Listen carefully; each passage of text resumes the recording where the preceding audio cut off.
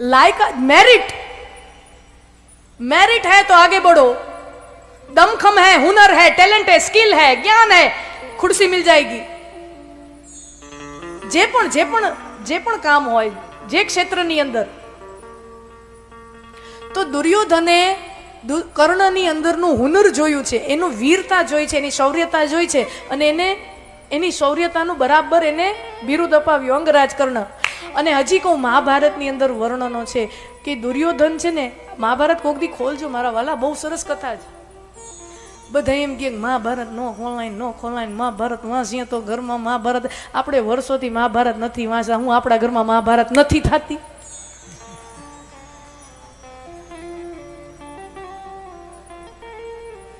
હે નથી વાંચતા તો હું નથી થતી।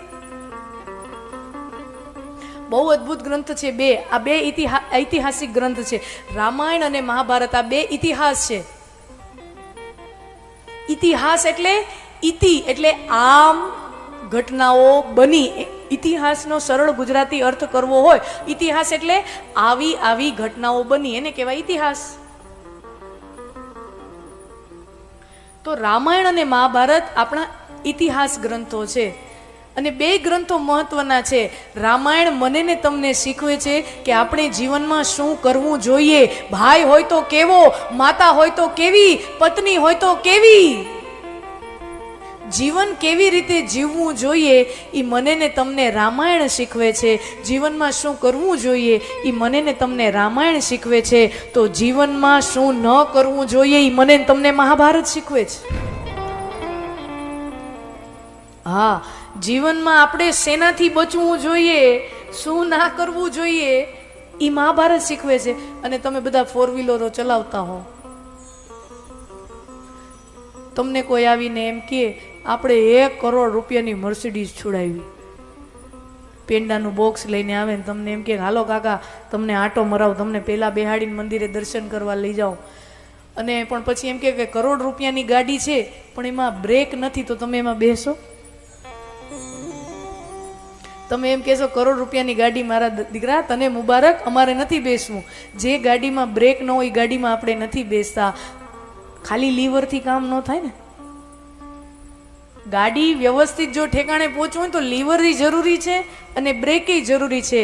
તો રામાયણ છે એ લીવરનું કામ કરે છે અને મહાભારત એ બ્રેકનું કામ કરે છે। અહીંયા અટકી જા, મહાભારત આપણા જીવનમાં બ્રેકનું કામ કરે, ભાઈ તું અહીંયા અટકી જા, અહીંયાથી બસ હવે આગળ ન જાતો, ન તો ભટકાઈ જઈશ।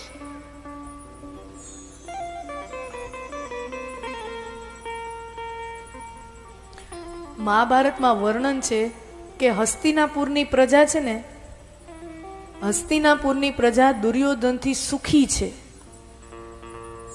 હા, તમને બહુ વિચિત્ર લાગશે આ સાંભળીને, પણ મહાભારતમાં વ્યાસજીએ વર્ણન કર્યું છે કે ધૃતરાષ્ટ્ર તો નામના રાજા છે ને ભાઈ, रिमोट कंट्रोल सरकार है धृतराष्ट्र की, तो उसकी स्वयं मति नहीं है, उसके स्वयं विचार नहीं है, उसके स्वयं के बोल भी नहीं है। गादी ए धृतराष्ट्र बैठा छे पण गादी चलावे छे कोण? दुर्योधन ने। दुर्योधन ने कोण चलावे? तो के शकुनी। आम जो जाए तो शकुनी में आवती वधु पावर कहेवाय के नहीं? हाँ, जो राजकारण में बहु महत्वनी बात है। राजा बनવું બહુ મહત્વનું નથી, કિંગ બનવું બહુ મહત્વ, રાજકારણનો નિયમ છે કિંગ બનવું બહુ મહત્વનું નથી, પદ મેળવવું બહુ મહત્વનું નથી। કિંગ મેકરની ભૂમિકા નિભાવી શકો ને એ મોટી સત્તા કહેવાય, એ મોટો પાવર કહેવાય। કે if you enjoy the position of a king maker, તમે ધારો એને પદ ઉપર બેહાડી શકો, તમે ધારો એને પદ ઉપરથી હેઠો ઉતારી શકો, એને કિંગ મેકર કહેવાય, એને મોટો પાવર કહેવાય। પદ ઉપર બેઠો હોય એની સત્તા એવડી નથી, પણ જે કોઈને ધારે એને પદ ઉપર બેસાડી શકે ને એની સત્તા મોટી। ઈ તાકાત શકુનીમાં છે, કારણ કે દુર્યોધનનું રિમોટ, ધૃતરાષ્ટ્રનું રિમોટ દુર્યોધનના હાથમાં, દુર્યોધનનું રિમોટ મામા શકુનીના હાથમાં। તો આમ જોવા જાય તો સૌથી મોટો પાવર, અને આપણા મામા કથા, એક કંસ મામો, એક શકુની મામો। ઓમ તો આપણા મામા આપણને બધાને અનુભવ છે કે મામા બહુ મીઠા હોય હંમેશા, પણ આ કથાઓના મામા બહુ નહીતર મામા તો વહાલ કરે, પ્રેમ કરે. પણ આ કથાઓના મામા આવા છે, એક મામો કંસ અને એક મામો શકુની. તો મહાભારતમાં વર્ણન છે કે દુર્યોધન આમ જોવા જાય તો ધૃતરાષ્ટ્ર રાજા છે, પણ રાજ વ્યવસ્થા બધી શાસન વ્યવસ્થા, વહીવટ, એડમિનિસ્ટ્રેશન આ બધું દુર્યોધન ચલાવી રહ્યો છે. અને એમ કહેવાય છે કે હસ્તિનાપુરની પ્રજા બહુ સુખી હતી, એને દુર્યોધનથી કોઈ ફરિયાદ છે નહીં. દુર્યોધન પાછો એવો, એને એના ભાઈઓ હારે વાંધો છે, એને પાંડવો સાથે વાંધો છે. પ્રજા માટે તો એક સારો નાયક છે, એક સારો નેતા છે, વર્ણનો છે. દુર્યોધન નું મંદિર છે ભારતમાં.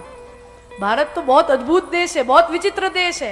અહીંયા તો જેટલા ઊંડા ઉતરતા જાવ ને આ દેશમાં, બહારથી વિદેશી ભૂરિયા આવે ને, એ આવે એટલે વૃંદાવન જાય, ઋષિકેશ જાય ને ઉપર ઉપરથી બધું ઉપર છેલ્લું જોવે ને આમાં મજા કરતા હોય, તો બધું ઉપર છેલ્લું કરે.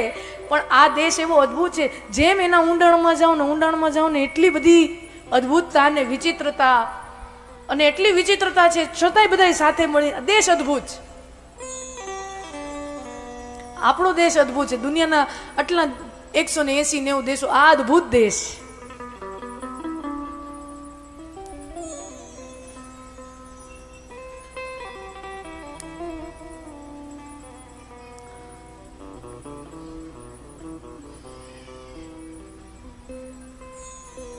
કેરેલામાં અમુક જગ્યાએ મંદિરો છે દુર્યોધનના.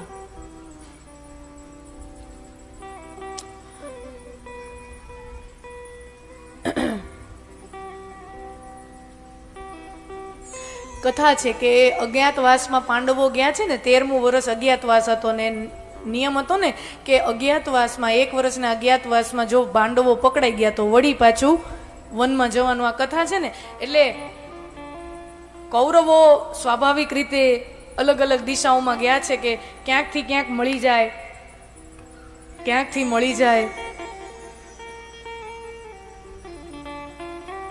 તો વળી પાછા એને વનનો 12 વર્ષનો કોન્ટ્રાક્ટ રિન્યુ થાય. અને એમ કહેવાય છે કે દુર્યોધન ફરતા ફરતા ફરતા ફરતા ભારતના દ્રવિણ પ્રદેશ એટલે આજના કેરળ પ્રદેશમાં જઈને પહોંચે છે. અને કથા છે કે ત્યાં પહોંચ્યો છે પાંડવોને ગોતવા કે મળી જાય તો એનો વળી વનવાસ નવો ચાલુ થાય. અને ભૂખ્યો થાય છે અને ત્યાં એક આદિવાસી ભીલ પાસે અન્ન માગે છે. વન પ્રજાતિ હોય આદિવાસી ભીલ પાસે અન્ન માગે છે કે બહુ ભૂખ્યો છું, બહુ તરસ્યો છું, જલપાન કરાવો, અન્નપાન કરાવો. અને ત્યારે સમાજની રચના આપણે જાણીએ છીએ કે જેની પાસે અન્ન માંગવામાં આવ્યું એ ભીલ એમ કહે છે કે તમે તો કોઈ રાજવંશી જણાવો છો, તમે બહુ, તમારું તેજ, તમારો પ્રભાવ અલગ છે. પણ હે રાજન, એક વાત કહું, હું તમને અન્નદાન ન કરી શકું, તમને જલપાન ન કરાવી શકું, હું અછૂત છું, હું ન આપી શકું. કથા છે, मैंने तुमसे खाना मांगा है, मैंने तुमसे खाने को पूछा है, तुम्हारी जात नहीं पूछी है. तुमसे मैंने पानी पूछा है, जल को पूछा है, तुम्हारी जाति नहीं पूछी है, पानी पूछा है, पानी लाओ. અને કથા છે કે દુર્યોધને એના હાથનો જળપાન અને અન્ન લીધું. અને એટલે એ આખો જે સમાજ છે, એ જે ભીલ સમાજ, એ જે પ્રજાતિ છે, એના મનમાં બહુ ભાવના થઈ ગઈ દુર્યોધન માટે. અમારા હાથેથી જળપાન કર્યું, અન્નપાન લીધું. અને એ પ્રજાતિ આજની તારીખે ત્યાં એક નાનકડું મંદિર છે દુર્યોધન. ભારતમાં કેટલું બધું છે, જો તો જો. હા, દુર્યોધનના નામનું મંદિર એ લોકો એની પ્રજાતિએ બનાવેલું છે. કહેવાનો મતલબ, ખરાબમાં ખરાબ માણા હોય ને એની પાસેથી એકાદો સદગુણ મળી જાય.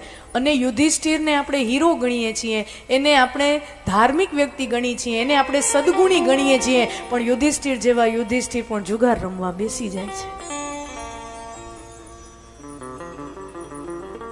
ખરાબ થયું કે નહીં? એવડો ધાર્મિક હોય ને એવો ધર્મરાજ હોય, હાથ ખંખેરીને માણા ઊભો ન થઈ જાય, હવે નહીં રમવું, નથી રમતા, ઊભો ન થઈ શકે યુધિષ્ઠિર. સારામાં સારા વ્યક્તિની અંદર ક્યાંક ક્યાંક દુર્ગુણો પડ્યા છે, ખરાબમાં ખરાબ વ્યક્તિમાં પણ અમુક સદગુણો પડ્યા છે. એ મહાભારત છે.